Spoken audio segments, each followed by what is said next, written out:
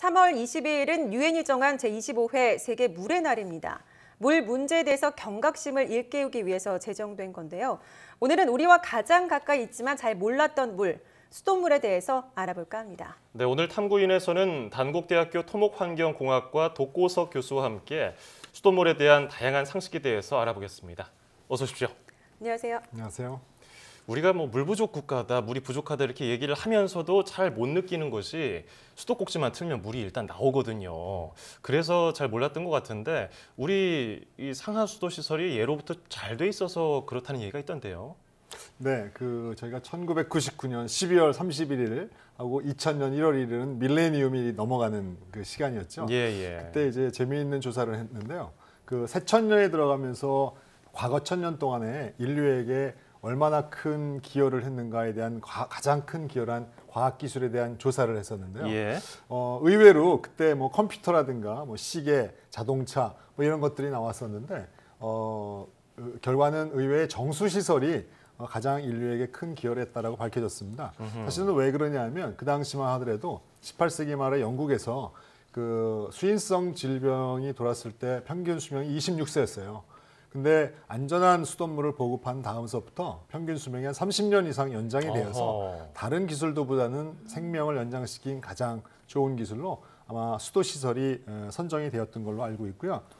실제로 우리나라 수도가 들어온 거는 1908년 뚝도 정수장이 처음이었는데 불과 100년 만에 우리나라는 98% 이상이 되는 수도 보급률을 가짐으로써 어떻게 보면 짧은 시간에 가장 많은 보급을 하게 된 그러한 국가 중에 하나이며 특히 뭐 지금 최근에는 한 250개 항목을 분석을 함으로써 어떻게 보면 수준도 상당히 선진국 이상의 그 수준을 유지하고 있다고 말씀드릴 수 있습니다. 예, 외국 같은 경우에는 수돗물을 그냥 먹잖아요. 우리나라도 수돗물 그냥 먹어도 됩니다라고 많이 이제 홍보를 하는데 뭐 이유가 있을까요? 그래도 불안해하는 분들이 많긴 하거든요. 네, 그렇죠.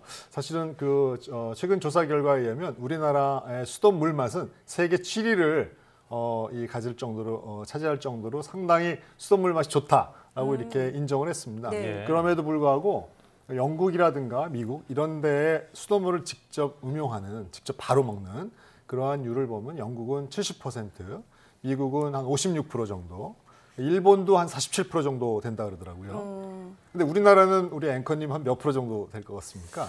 저희는 잘 안 드시죠? 수돗물 직접? 네, 수돗물은 먹으면 10%? 네.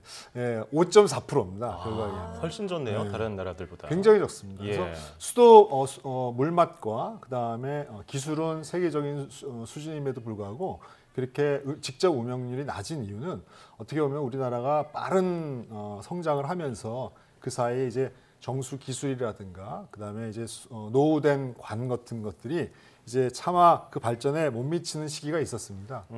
예, 그 시기에 이제 정수기가 많이 보급되면서 지금 정수기 보급률이 한 60% 정도 됩니다. 예. 그런데 최근에 이제 정수기가 이제 좀 미흡하게 관리가 돼가지고 미생물이 나오거나 또는 거기서 니켈 같은 것이 작년에 나와갖고 사회 문제화가 됐습니다. 이제 이런 것들을 보게 되면 그 사이에 우리나라 수도 기술도 많이 발전을 했기 때문에 어떻게 보면 이제 직접 음용해도 외국과 같이 안전하지 않나. 저희 학계에서는 그렇게 생각하고 있습니다. 이게 우리나라 수돗물 맛이 세계 7위라고 아까 말씀해 주셨잖아요. 맛을 어떻게 또 뭐 이렇게 구분했을까 해서 맛이 궁금하기도 한데요. 네. 그래서 제가 이렇게 여기 앞에 그 수돗물을 한번 직접 시음해 보시도록 이렇게 가져왔는데요. 한번 시음해 보시면 어떨까 생각하는데. 그래 볼까요? 네네. 이게 세 가지가 뭐죠? ABC가 돼 있는데. 먹는 샘물하고요. 네. 그다음에 정수기물하고 그다음에 수돗물입니다. 한번 그러면은 이 세 가지 중에서 가장 그래서 맛있는 맛있는 물을 걸 한번 뽑아보면 되는 거죠. 골라볼까요? 보시면 뭐 소주잔 같은 게 뭐 짠이라도 한번 할까요? 네. 예, 먼저 A. 네, A. 네. 글쎄요, B. 같은 물인데 조금씩 차이가 있어요. 저희가 무슨 성분이라는 건 설명할 수 없지만 세 번째 것도 마셔보죠. 전 잘 모르겠어요.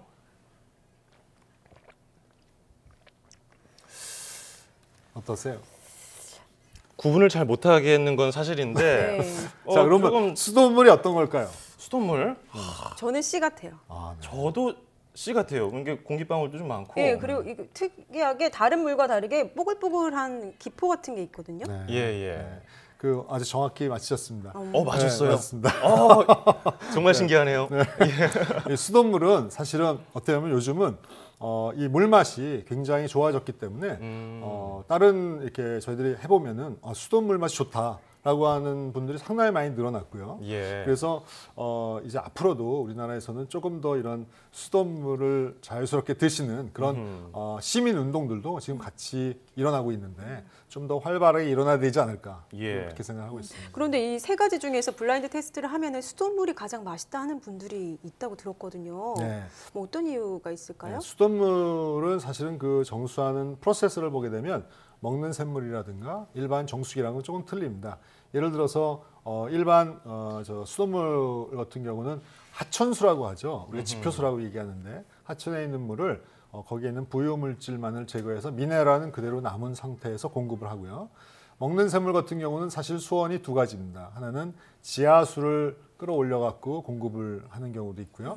하나는 깊은 산 속에 있는 좋은 물을 계곡수를 가져와서 부유물질만을 제거해서 공급하는 경우가 있습니다. 부유물질만을 제거해서 공급하는 것은 거의 수돗물하고 비슷한 물맛을 가지고 있고요.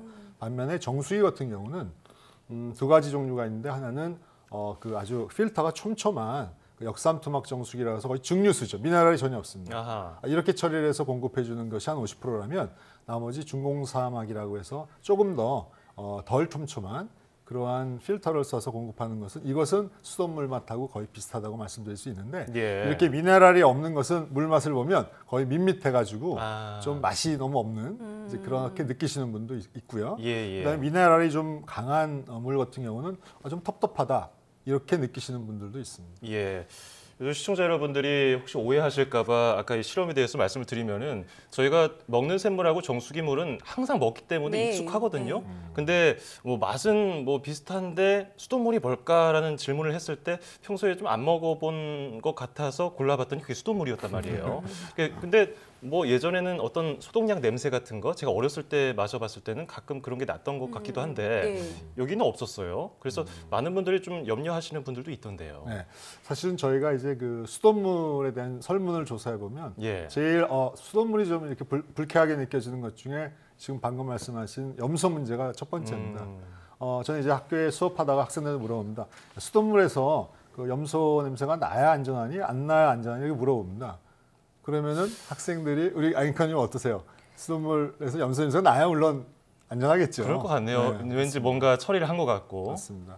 근데 사실은 이제 그러면서 이 염소에 대해서 우려하는 분들이 되게 많지만 이 염소가 없으면 바로 미생물이 증식하게 되고요. 우리나라 먹는 물 수질 기준이라는 기준이 있는데요.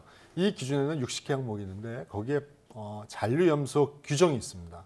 그래서 염소가 반드시 있게 해서 공급을 하고 있습니다. 그런데 이제 미국 같은 경우는 이런 것들을 기술적으로 아주 최소화시켜서 바로 먹으면 거의 염소 냄새가 안 나게 그렇게 공급하고 있고요.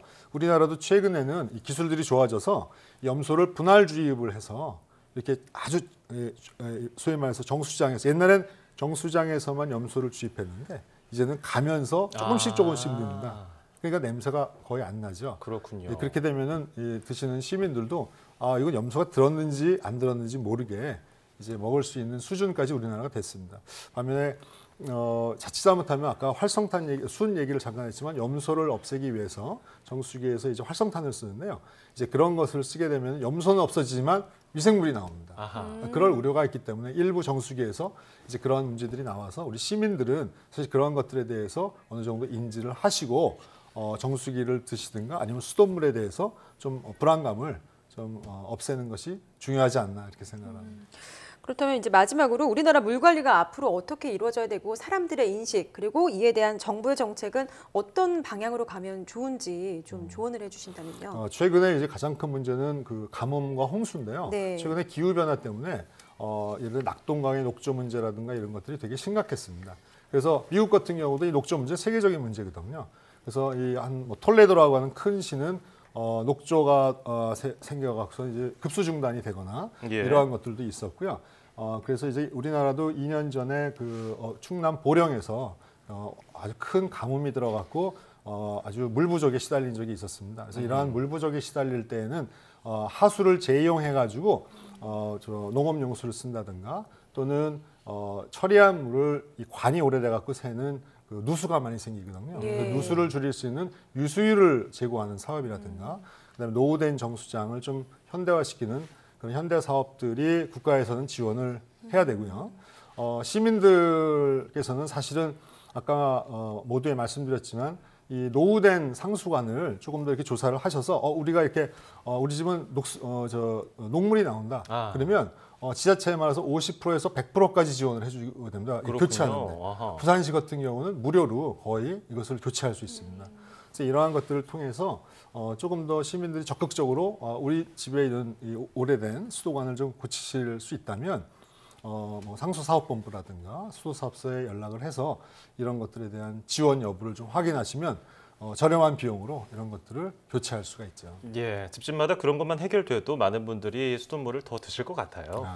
예, 오늘 수돗물의 이모저모에 대해서 알아봤고요. 지금까지 단국대학교 독고석 교수였습니다. 오늘 고맙습니다. 네, 감사합니다.